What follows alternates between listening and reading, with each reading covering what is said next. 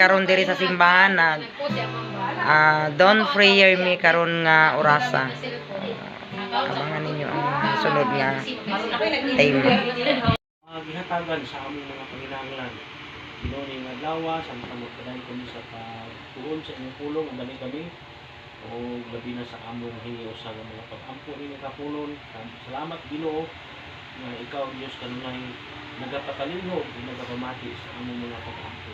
Sa among tigyan din tanan. Salamat sa inyong paghubad pagmatay sa pangalan ni Jesus. Amen. Tahong sa presensya mo kanako nagligon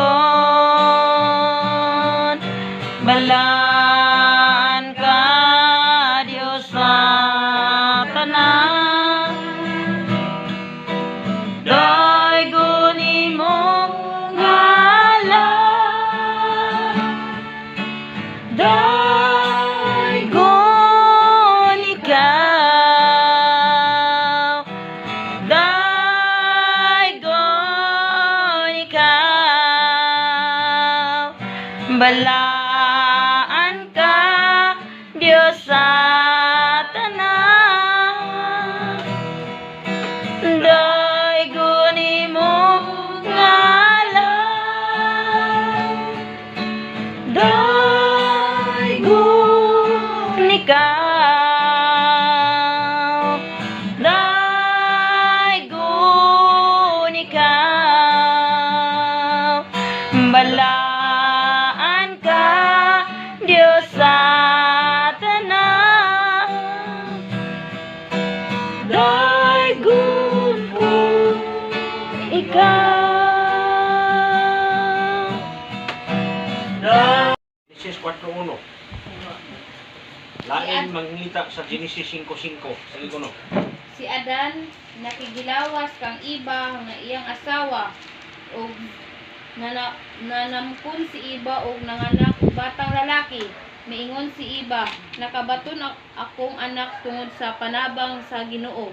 Busa ginganlan niya Kain. Kain ang bata. So, ano? Ato makita nga si Aaron si iba tinuod gyud nga tao. O diha nagsugod sa ilang kinabuhi nga midaghan ang tao.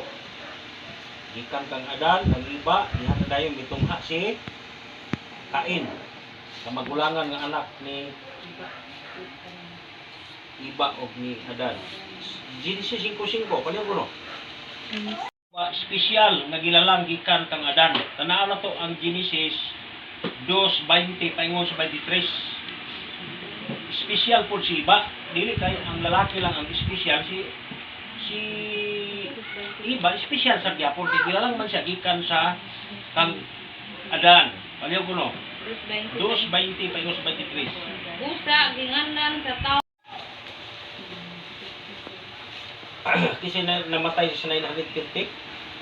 Human tao si Seth nakaabot pa gyud si Adan og laing 800 ay si Adan 800 ka tuig og nakaliwat siya og ubang mga anak.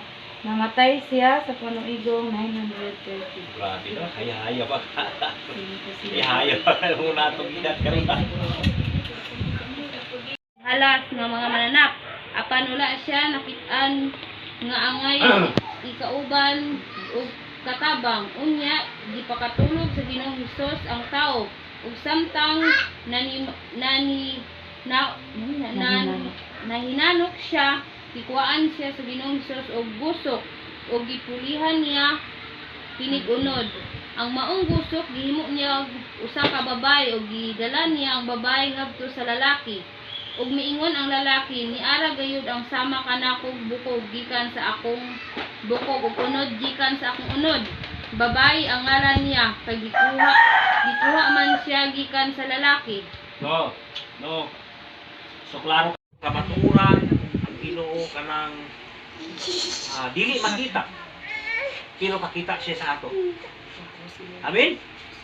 Ang Ginoo di nato makita pero kakita siya sa ato. Pero mabot ang panahon makita siya sa ato. Ug giana nga panahon mao na ang panahon nga waon na ta sa Ginoo. Adlaw gabi kauban na nato siya. So, sa pagkakaroon mura taog naguna-una nga unsa man kay dagway gyud siya Ginoo. Pero ang Ginoo espiritu siya. Espiritu ug kamaturan kumala sa gibasa nato. Tanan nga magsimba diya sa Ginoo nagsimba sa espiritu ug sa kamaturan. Amen. So mula nining kapunon, salamat sa mensahe sa Ginoo. Nabatay nalibugan ay pangutana.